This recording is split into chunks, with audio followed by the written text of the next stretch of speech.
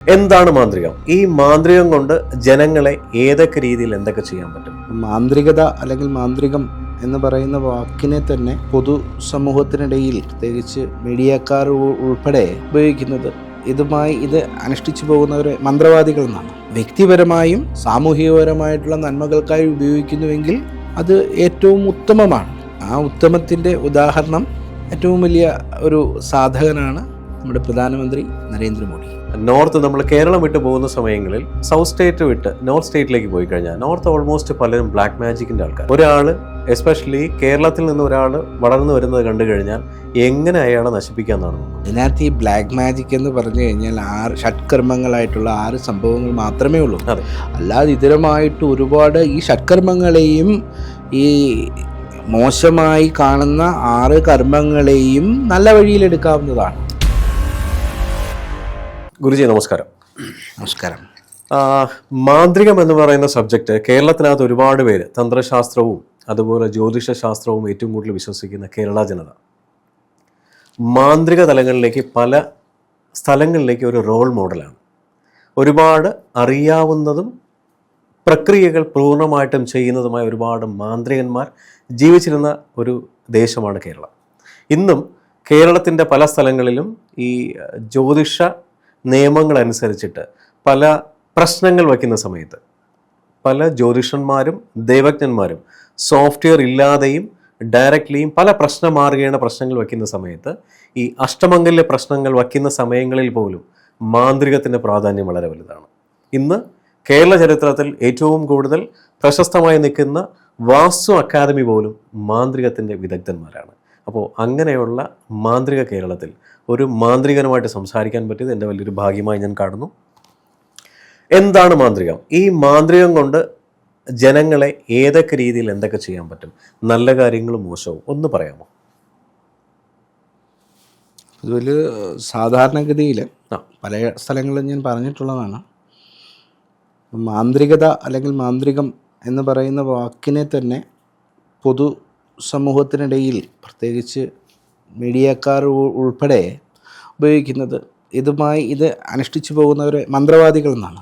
അതെ, ആ ഒരു ടൈം തന്നെ അത് ഫലത്തിൽ മറ്റൊരു മോശം തലത്തിലാണ് ആ വാക്കിനെ കേൾക്കുന്നത്. അതെ, അതെ. മന്ത്രവാദി. അതെ, മന്ത്രവാദി എന്ന് കഴിയുമ്പോൾ ഏതാണ്ട് മോശമായ ഒരു സംഭവമായിട്ടാണ് ഇന്ന് ആൾക്കാർ ധരിച്ചു വച്ചിരിക്കുന്നത്. ഈ മന്ത്രവാദം എന്ന് പറയുന്ന ഒരു സംഭവം മന്ത്രോപാസനകളും മന്ത്രങ്ങളുടെ പ്രയോഗങ്ങളും ചെയ്യുന്ന എല്ലാവരും മന്ത്രവാദികളാണ്.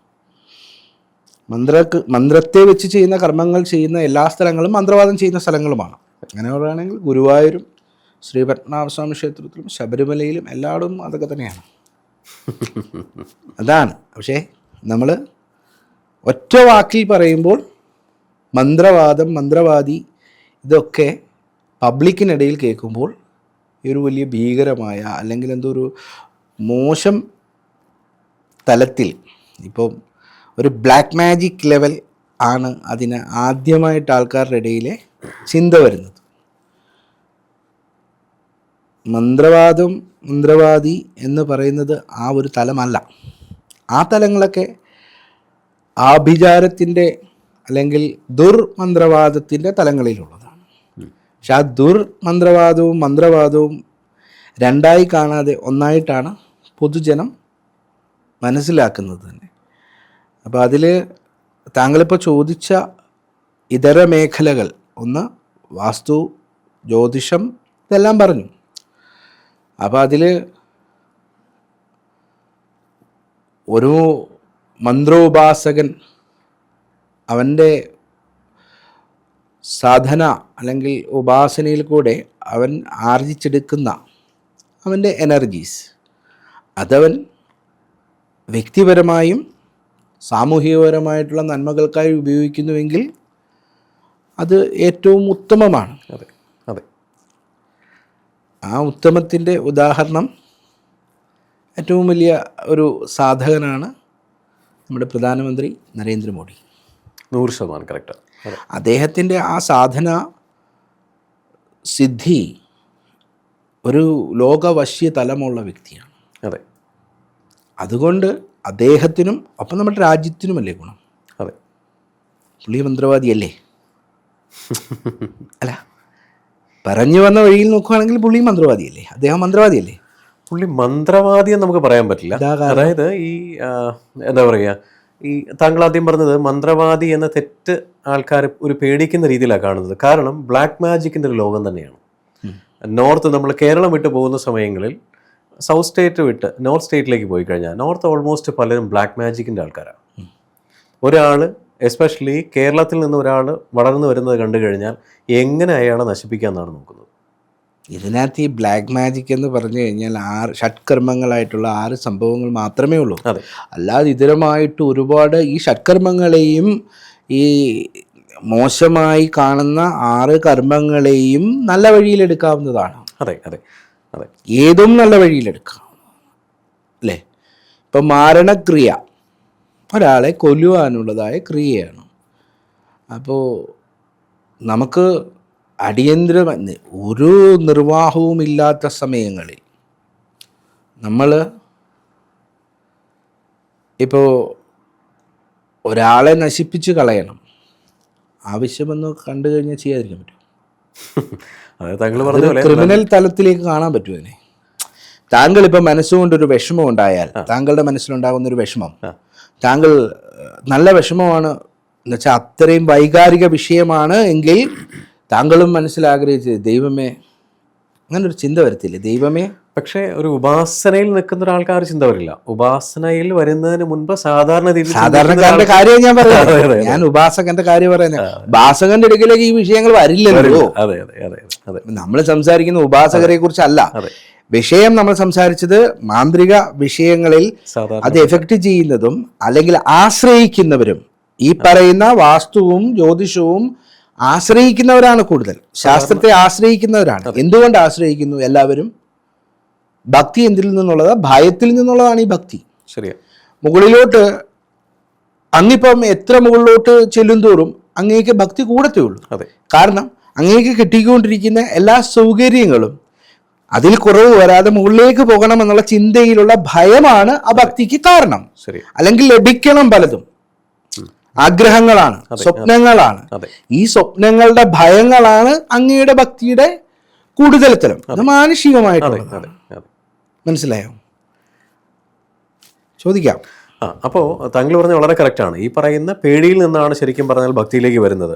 സോ അങ്ങനെയാണെങ്കിൽ സാധാരണ ഒരു സാധകൻ ഒരു നല്ലൊരു ദൈവജ്ഞനെ കാണുന്ന സമയത്ത് അദ്ദേഹത്തിന്റെ മനസ്സിലുണ്ടാകുന്ന വിഷമങ്ങൾ, സാധാരണ സാധകൻ, ഒരു സാധകൻ എന്ന് പറയുന്ന ഒരു ഉപാസിക്കാത്ത സാധാരണ ഒരാൾ, സാധാരണക്കാരൻ, ഉപാസന എന്തെന്ന് പോലും അറിയില്ല, ഉപാസനയിലേക്ക് വരണമെന്ന് ആഗ്രഹമുണ്ട്, ആയിട്ടില്ല, പല വിഷമങ്ങൾ വരുന്ന സമയത്ത് മാനസികമായിട്ട് ഒരുപാട് വിഷമിച്ചിട്ടാണ് ഒരു ജ്യോതിഷനെ പോയി കാണുന്നത്, അല്ലെങ്കിൽ പൂജാരിയെ പോയി കാണുന്നത്, അല്ലെങ്കിൽ ഒരു മാന്ത്രികനെ പോയി കാണുന്നത്. കാണുന്ന സമയത്ത് താങ്കൾ പറഞ്ഞതുപോലെ ആ ഒരു വിഷമമുണ്ട്, വിഷമത്തിന്റെ കോസ് ഇദ്ദേഹമാണ്, എനിക്ക് അദ്ദേഹത്തിനെ മാറ്റിത്തരണം. അവിടെ താങ്കൾ പറഞ്ഞൊരു മാരണക്രിയ ഡയറക്റ്റ്ലി ചെയ്യാൻ വേണ്ടി പ്രചോദിപ്പിക്കുന്ന ഒരു മാന്ത്രികൻ നല്ലതല്ല ചെയ്യുന്നത് അല്ലേ? ഒരു കാര്യം മനസ്സിലാക്കേണ്ടത്, ഇപ്പം നമ്മൾ കേരളമോ സൗത്ത് ഇന്ത്യയോ നോർത്ത് ഇന്ത്യയോ ഒന്നും നോക്കണ്ട, സമസ്ത ഭൂപ്രദേശവും നോക്കുക, എല്ലാ മനുഷ്യനെയും നോക്കുക. ആദ്യ കാലഘട്ടം മുതൽ ആദിമ മനുഷ്യൻ മുതൽ എടുക്കുക. മനുഷ്യൻ എല്ലായ്പ്പോഴും യുദ്ധം ചെയ്തുകൊണ്ടിരിക്കുന്ന യോദ്ധാവാണ്. ശരി. അവൻ ആദ്യം അവൻ്റെ ഭക്ഷണത്തിന് വേണ്ടി ഇരയാക്കാൻ വേണ്ടി അവൻ യുദ്ധം ചെയ്തത് മൃഗങ്ങളോട്. ശരി. പിന്നെ അവൻ കൂട്ടം കൂട്ടമായി താമസിച്ച കാലഘട്ടത്തിൽ കരുത്തുള്ളവൻ ഒരു സമൂഹത്തെ ഉണ്ടാക്കുകയും ആ വിവിധ സമൂഹങ്ങൾ ഉണ്ടാകുകയും വീണ്ടും കരുത്തുള്ളവൻ അതിനെ ആക്രമിച്ച് വലിയ രാജ്യങ്ങൾ പോലാക്കുകയും പിന്നെ സാമ്രാജ്യങ്ങൾ പോലാക്കുകയും ഇവിടെയെല്ലാം ഉപയോഗിക്കുന്നത് പവറാണ്. അതിൽ ഉപയോഗിക്കുന്നത് യുദ്ധമാണ്, യോദ്ധാക്കളാണ് എല്ലാവരും. എല്ലാ സ്ഥലങ്ങളിലും അങ്ങനെയൊക്കെ തന്നെയാണ്. അപ്പം എല്ലാ കാലഘട്ടത്തിലും നമ്മൾ യുദ്ധം ചെയ്യുകയാണ്. ചിലപ്പോൾ നമ്മൾ ഫേസ് ചെയ്യുന്ന വിഷയത്തിലും നമ്മൾ യോദ്ധാവാണ്. അതെ. ഇപ്പോൾ താങ്കളിപ്പോൾ വർക്ക് ചെയ്തുകൊണ്ടിരിക്കുന്ന മേഖലയിൽ എന്ത് വിഷയം വന്നാലും അതിനെ ബുദ്ധിപരമായും ആശയപരമായിട്ടും യുദ്ധം തന്നെയാണ് ചെയ്യുന്നത്. യുദ്ധത്തിൻ്റെ ഒരു വശമാണല്ലോ അതും. അതെ. യുദ്ധം എന്ന് പറഞ്ഞാൽ വെപ്പൻസ് യൂസ് ചെയ്തിട്ടുള്ളത് മാത്രമല്ല യുദ്ധം. ബുദ്ധിയുടേതാണ് യുദ്ധം, ആശയങ്ങളുടേതാണ് യുദ്ധം. ഇപ്പം നമ്മളിപ്പോൾ ഒരു രാജ്യത്ത് ഏറ്റവും കൂടുതലായിട്ട് സാമ്പത്തികമായി ഏറ്റവും കൂടുതൽ സാമ്പത്തികം ചെലവഴിച്ച് രാജ്യത്തിൻ്റെ സുരക്ഷാ വിഭാഗങ്ങൾക്ക് വേണ്ടിയിട്ടാണ്, അല്ലേ? നമ്മൾ സനാതനം പറയുന്നുണ്ട്, നമ്മൾ ലോക സമാധാനം പറയുന്നുണ്ട്, എല്ലാവരും പറയുന്നുണ്ട്. പക്ഷേ നമ്മളെപ്പോഴും റെഡി ടു വാർ, അതല്ലേ നമ്മൾ എല്ലാവരും ചെയ്യുന്നത്. ഏത് രാജ്യമായാലും അവൻ്റെ സുരക്ഷയ്ക്ക് വേണ്ടിയിട്ടുള്ള യുദ്ധസന്നാഹങ്ങളായിക്കോട്ടെ, മറ്റ് സംവിധാനങ്ങളായിക്കോട്ടെ, അതിനായിരിക്കും ഇമ്പോർട്ടൻസ് കൊടുക്കുന്നത്. ഇത് മനുഷ്യനും വേണമെങ്കിൽ ദേവന്മാർക്കും അസുരന്മാർക്കും എല്ലാം ഉള്ള ഒരു പൊതു സ്വഭാവമായിട്ട് തന്നെ കണക്കാക്കണം. കാരണം നമ്മൾ അവരെ കണ്ടാണല്ലോ പല കഥകളിൽ കൂടെ കാണുന്നത്.